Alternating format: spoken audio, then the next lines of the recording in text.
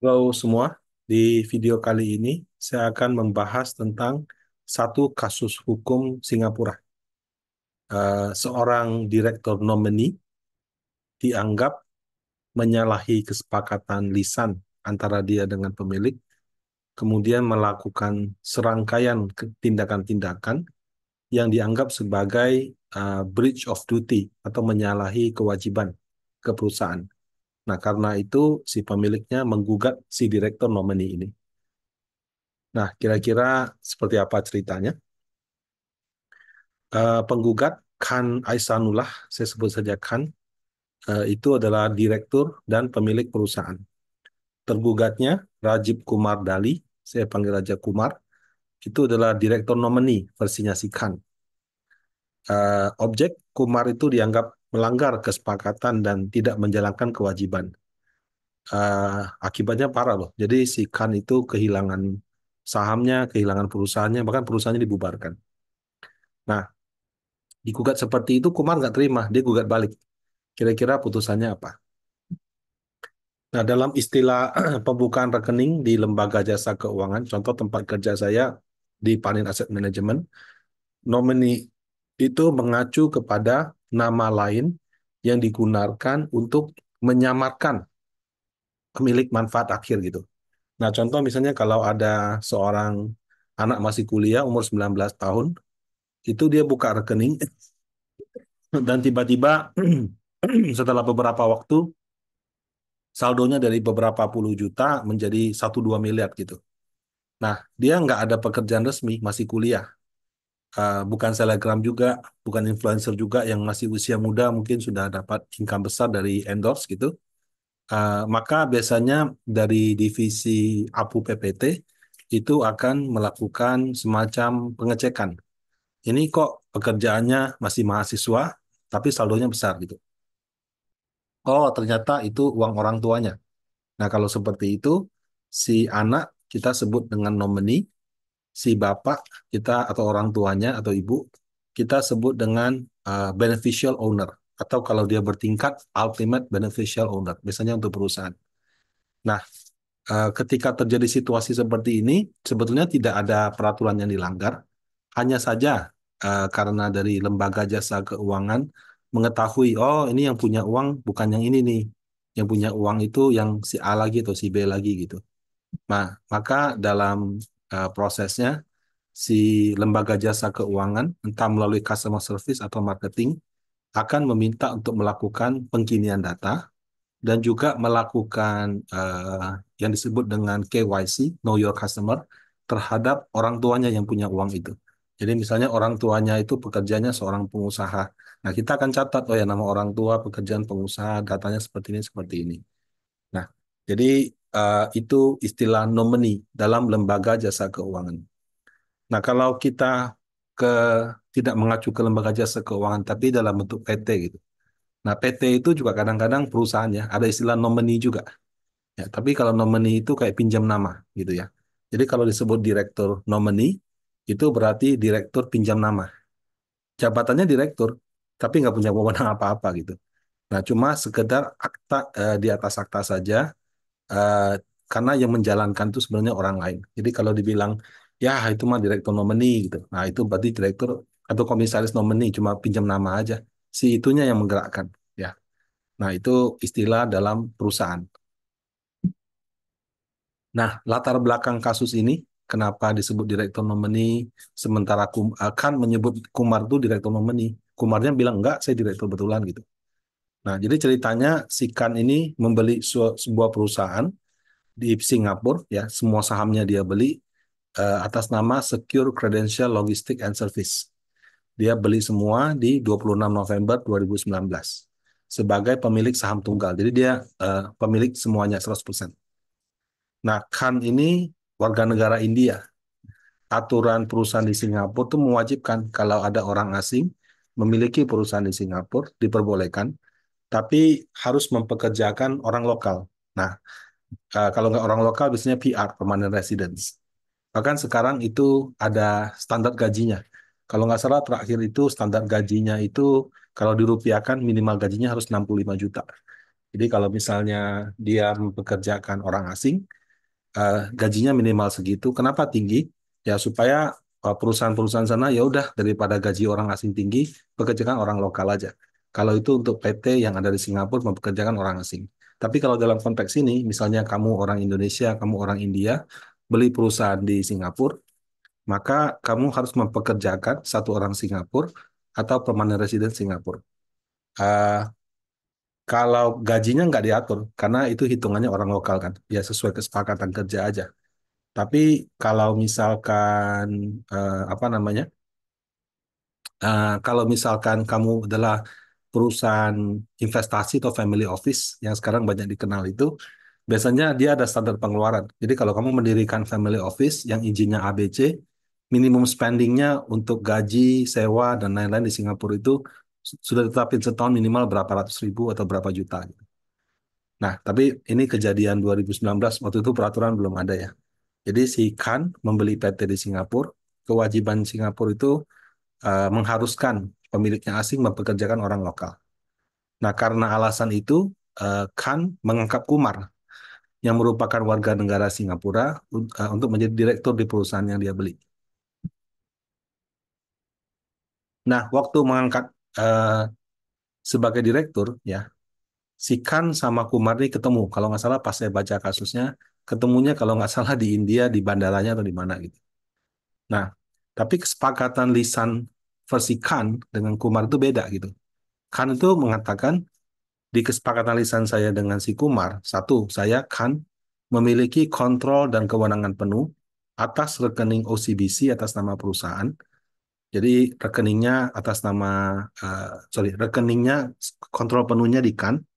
Kemudian Khan memiliki kontrol dan kewenangan penuh juga atas manajemen perusahaan. Jadi transportasi lah, pembayaran lah, segala macam. Nah, tanda tangan di rekening hanya satu saja itu atas nama Khan, yaitu kalau di rekening perusahaan dia mau single signature. Kumar ini bertindak sebagai nomini dan direktur lokal, jadi perwakilan dia di Singapura. Nah, peran Kumar hanya terbatas sebagai direktur nomini dan kegiatan administratif sederhana dalam kaitannya dengan rekening OCBC seperti mengirimkan cek, token, dan segala hal yang berkaitan sama transaksi perbankan. Nah, atas kesepakatan lisan ini, Khan akan membayar Kumar one time only sebesar SGD 4.000, sekitar 47.200. Ya, jadi ini versi Khan. Dia punya kendali penuh, baik rekening ataupun perusahaannya. Tanda tangannya juga satu dia aja. Kumar ini nomini untuk pemenuhan kebutuhan peraturan lokal. Kemudian kalaupun dia ada peranan, peranan dia sangat terbatas pada administrasi aja. Kemudian pembayarannya one time only. Versi Kumar berbeda gitu. Versi Kumar dia bilang saya ini full director, bukan director nomini. Nah, sebelum Februari 2020 kan dia belinya 2019 bulan November gitu ya. Sebelum Februari 2020, ya semuanya kan yang kendalikan. Yang tanda tangan juga dia aja. Setelah Februari 2020, kendali dan kewenangan ini menjadi bersama. Tanda tangannya juga berdua. Nah, kemudian saya, si Kumar, mengaku dia itu akan bertanggung jawab atas operasional sehari-hari setelah perusahaannya resmi beroperasi. Kan baru dibeli, belum beroperasi gitu. Nah, atas kesepakatan ini ada one time fee 4.000 Sin dollar seperti pernyataan versi Kan. Tapi di luar one time fee ini setelah perusahaannya beroperasi, dia juga akan terima gaji bulanan 5.000 kalau dirupiahkan sekitar 80 juta plus tunjangan bulanan 2.000 sekitar 32 juta plus di akhir tahun itu akan ada bonus minimal 6 kali gaji. Ini versi Kumar gitu ya. Jadi yang satu bilangnya ya udah lu pinjam nama aja sekali, saya bayar kamu sekali aja. Yang satu bilang enggak, saya ini direktur penuh. Saya selain dapat one time fee, dapat gaji bulanan dan segala macam. Jadi sangat bertentangan gitu. Nah, selain perbedaan yang ekstrem ini, terdapat juga tindakan-tindakan Kumar ya yang menjadi dasar kenapa si Khan ini menggugat dia ke pengadilan. Jadi kan dia beli 2019 akhir, beroperasi 2020. Di 4 Januari 2021, si Kumar ini mengajukan perubahan ke ACRA. Ya, ACRA itu Kalau saya terjemahkan itu semacam Ditjen AHU di Indonesia. Jadi kalau kamu perusahaan daftarkan akta PT itu biasanya di AHU, ya Administrasi Hukum Umum kalau nggak salah, atau apalah saya agak lupa singkatannya. Ya kalau di Singapura ICR Accounting and Company Registration gitu. Ya. Nah, bahwa di dalam 4 Januari itu dia bilang Khan ini telah tidak menjadi direktur daripada perusahaan karena mengundurkan diri, yang padahal tidak ada.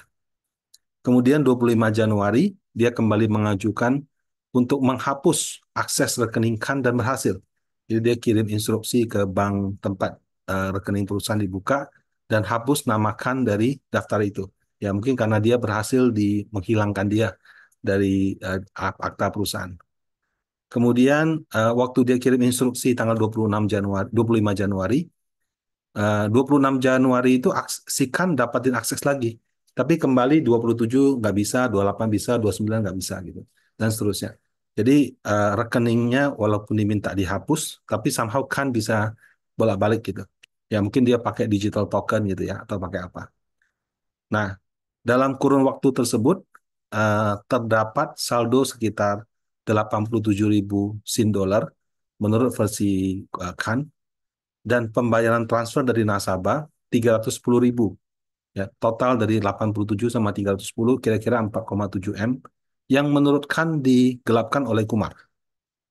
Nah, kemudian 26 Januari si si Kumar mengajukan kepada kayak semacam ahunya untuk mentransfer seluruh saham PT atas nama Kumar atas nama Khan ke atas nama Kumar tanpa persetujuan Khan. Saya juga bingung gimana caranya tuh. Karena kalau begini kan harus ada semacam PPJB ya. Harus ada semacam jual beli. Kalau nggak gimana caranya saham ditransfer begitu aja. Nah, kemudian selain pengajuan di atas ya, terdapat aplikasi lain juga. Jadi maksudnya pengajuan lain juga yang yaitu di dua aplikasi di tanggal 26 Januari sama 3 Maret untuk mengubah bidang usaha perusahaan. Kemudian satu aplikasi perubahan alamat perusahaan menjadi alamat rumah Kumar. Kemudian satu aplikasi perubahan nama perusahaan dengan tujuan menguasai perusahaan di 1 Februari. Kemudian di 17 Maret, Kumar mengajukan pembubaran perusahaan dengan alasan sudah tidak beroperasi. Jadi perubahannya banyak banget nih. Dari eh, namanya dicoret sebagai direktur, kemudian mengganti akses rekening bank, kemudian mentransfer sahamnya ke atas nama Kumar, kemudian perubahan bidang usaha perusahaan, perubahan alamat ke alamat rumah dia sendiri, kemudian mengganti nama perusahaan yang entah kenapa 17 Maret dia bubarkan. Jadi ini kayaknya operasinya berlangsung selama beberapa bulan. Nah, yang saya tidak jelas itu, saya nggak tahu nih apakah apa namanya si eh, Khan itu lagi di Singapura atau di India. Jadi saya nggak tahu terjadinya seperti apa gitu ya. Nah, atas tindakan-tindakan itu dan perbedaan kesepakatan lisan itu kan menggugat, eh Kumar, kamu itu melanggar kesepakatan lisan dan melakukan serangkaian tindakan yang tidak sesuai dengan kewajiban kamu sebagai direksi. Jadi kalau dalam bahasa Inggris, breach of duty and breach of fiduciary, ya, fiduciary and duties. Si Kumar nggak terima, dia gugat balik. Gaji sama bonus saya setahun belum kamu bayar, plus uang kompensasi karena kamu apa mengkasuskan ini saya jadi trauma dan mengalami gangguan. Saya minta ganti rugi 500.000 US dollar atau 8 miliar gitu. Nah, jadi kira-kira eh, keputusan dari pengadilan kayak apa?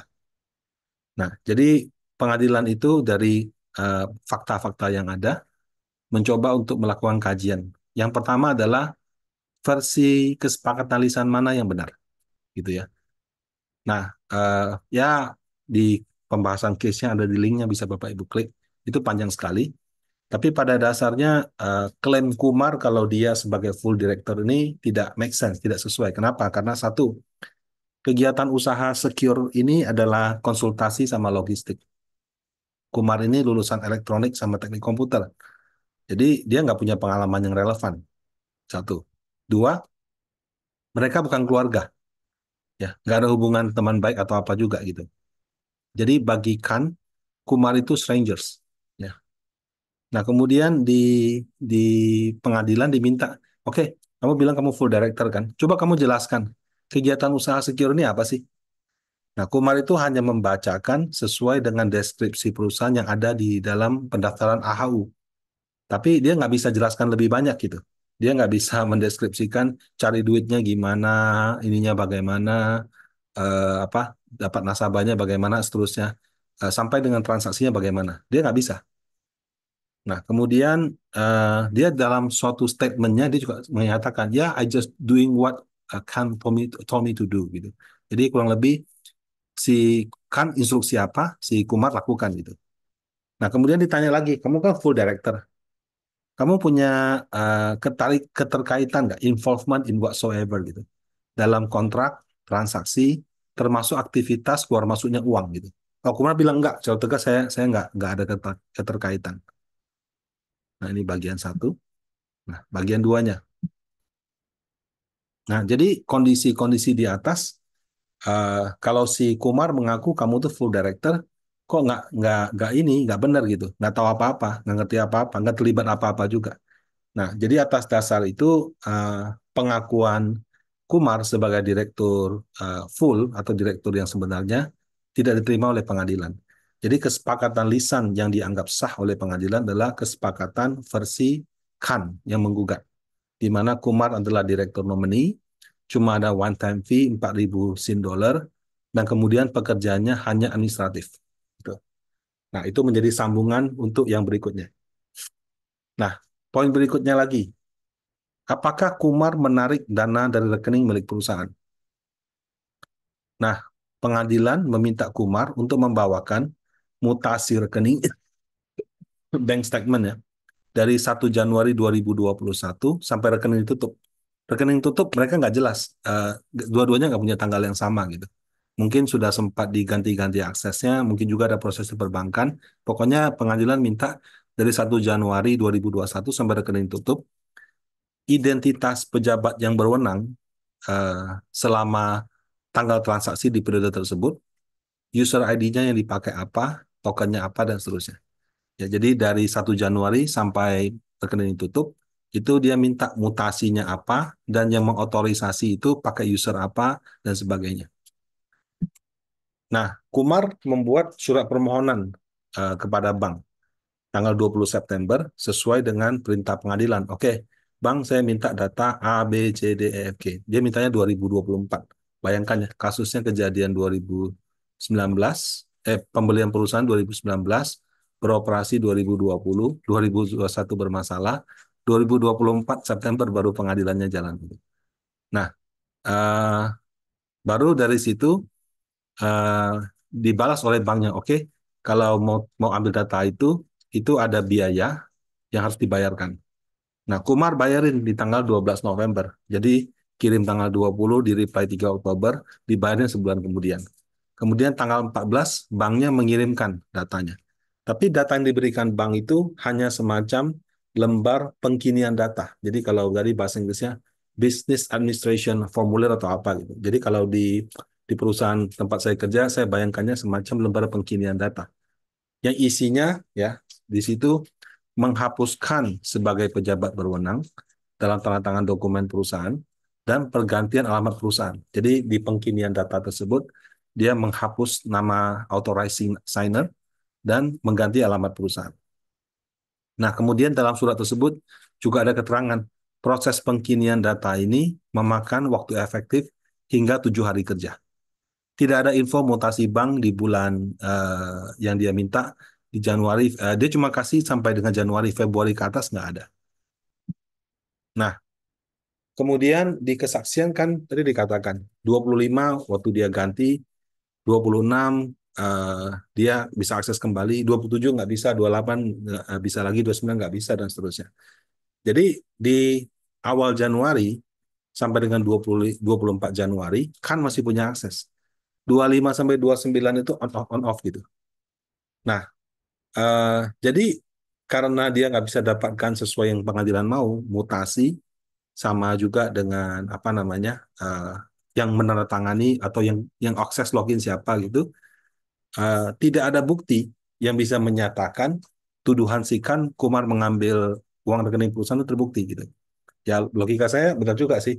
Sekarang kan si Khan menuduh si Kumar ngambil uang banknya. Oke, cara ngambil uang di rekening bank kalau pakai internet banking giro ya, yang bisnis itu kan harus pakai token. Harus dibuktikan dong. Kalau kita login kan pasti ada lognya. Kemudian setelah kita login, yang authorize siapa kan juga ada catatannya.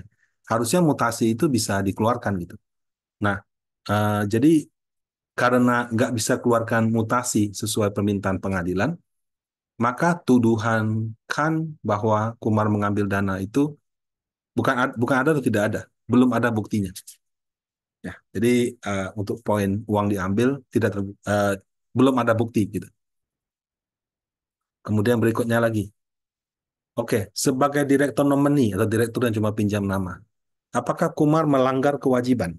Ya. Nah, dalam kesepakatan lisan yang diakui oleh pengadilan itu sudah dinyatakan bahwa direktur nomini Kumar sebagai direktur nomini itu hanya pekerjaan administratif aja gitu. Sehingga dia tidak memiliki kewajiban sebagaimana seorang direksi. Ya. Nah, sebagai seorang direksi kan bertanggung jawab atas kelangsungan perusahaan, bertanggung jawab mencari bisnis, bertanggung jawab segala macam. Nah, karena dia dibilang cuma direktur titip nama, ya nggak ada kewajiban-kewajiban itu. Sehingga uh, Kumar dinyatakan tidak melanggar duty of compliance dan fiduciary of duties. Gitu.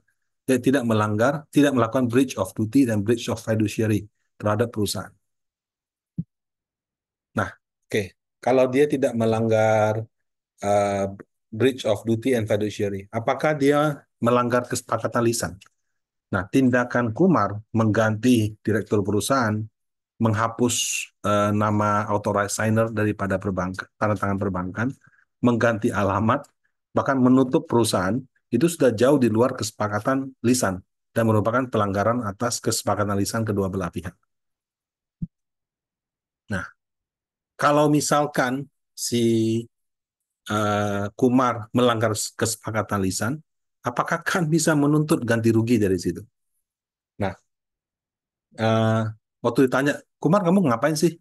Apa pindah-pindah uang perusahaan atau kamu eh, bukan pindah uang perusahaan, sorry, mengganti nama authorized signer, kemudian kamu mengganti alamat perusahaan segala macam.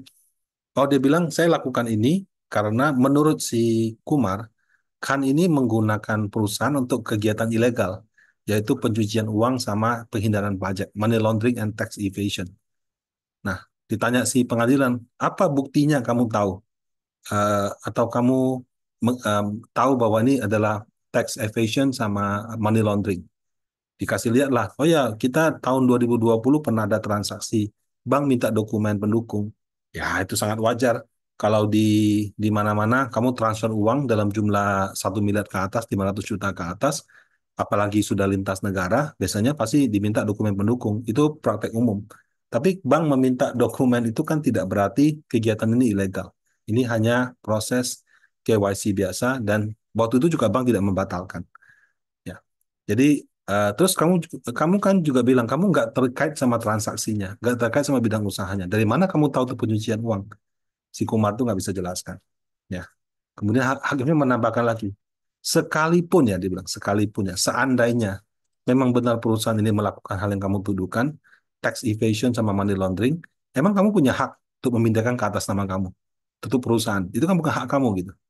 Nah, jadi itu poin yang eh, kenapa si Kumar melakukan versi dia. Nah, tapi what happened is happen gitu. Authorized signer-nya sudah berubah, uang di bank nggak tahu sekarang di mana punya siapa. Kemudian perusahaannya, sahamnya sudah dipindahkan dan sudah tutup. Eh, dan seandainya perusahaan itu nggak tutup, kalau beroperasi kan ada income. Bisa nggak sih si si apa kan minta ganti rugi? Nah, kalau di Singapura mereka mengambil kasus di Inggris, mereka menggunakan uh, reflective loss principle. Reflective loss principle ini awalnya dari suatu perusahaan asuransi, kemudian juga ada suatu kasus di Inggris gitu. Jadi reflective loss principle ini artinya gini, kalau kamu berinvestasi di suatu saham atau menjadi pemilik perusahaan, Kamu tuh nggak bisa mengatakan kalau dividennya turun, harga sahamnya turun sebagai suatu kerugian. Kenapa? Karena kamu itu investasi ke perusahaan. Kalau dia naik, kamu dapat untung. Kalau dia rugi sehingga tidak membagikan dividen atau harga sahamnya turun, ya itu nature daripada perusahaan. Kamu nggak bisa menggugat atas itu. Nah, kalau memang ada satu tindakan tertentu yang menyebabkan kamu rugi, spesifik boleh. Tapi kalau hanya karena tindakan dan secara umum harga perusahaannya turun, itu nggak bisa kamu gugat. Nah, dalam kasus ini perusahaan pengadilan menganalogikan, kan ini kan beli PT. Ya, PT itu kan kalau ibarat harga saham bisa naik bisa turun. Ini kayak turun, kamu nggak bisa menggugat dia atas dasar ini. Kenapa? Karena ya itulah nature daripada investasi saham. Menjadi resiko daripada pemegang saham yang bentuknya PT seperti itu. Nah, tapi ya pengadilan dia bilang, ya saya bersimpati atas perusahaan kamu yang tutup secara sepihak. Terus terang saya juga nggak ngerti ya, gimana caranya perusahaan ditutup kalau nggak ada semacam akta pembubaran atau semacam apa namanya, ibaratnya mau bikin PT itu nggak gampang lah. Tutupnya juga nggak gampang, ada audit segala macam gitu. Bagaimana caranya dia mendaftarkan itu still apa mystery for me gitu. Tapi kan pengadilan bilang iya, memang kalau dilihat seperti ini kamu dirugikan. Jadi tindakan yang lebih tepat yang disarankan adalah coba kamu melakukan upaya pemulihan ke ACRA dan melakukan gugatan atas misconduct daripada Kumar gitu. Jadi oke, terbukti si Kumar melanggar kesepakatan lisan, yes. Tapi atas kesepakatan lisan tersebut tidak bisa pelanggaran kesepakatan lisan tersebut tidak bisa menjadi dasar ganti rugi dia ke kamu gitu. Harusnya kamu coba pulihkan perusahaan dan sebagainya. Ibaratnya perusahaan dia ditutup dengan hal yang tidak sesuai prosedur, ya siapa tahu bisa dikembalikan. Nah, itu dari pengadilan. Bagaimana dengan gugatan balik Kumar yang katanya gajinya nggak dibayar, sama ada uang kompensasi karena di apa diganggu terus-menerus gitu. Nah, karena kesepakatan lisan yang diakui dalam versi kan tidak ada gaji, cuma one time only, maka ya tidak ada hutang gaji, tunjangan dan bonus. Nah, kemudian melihat keterangan Kumar yang berbelit-belit melakukan pergantian segala macam dan segala macam, dia punya credibility diragukan gitu. Nah, sehingga atas kompensasi 500.000 yang katanya dia mengalami trauma karena diganggu terus-menerus itu juga ditolak oleh pengadilan. Nah, jadi kalau secara secara general, Khan menggugat Kumar dikabulkan sebagian.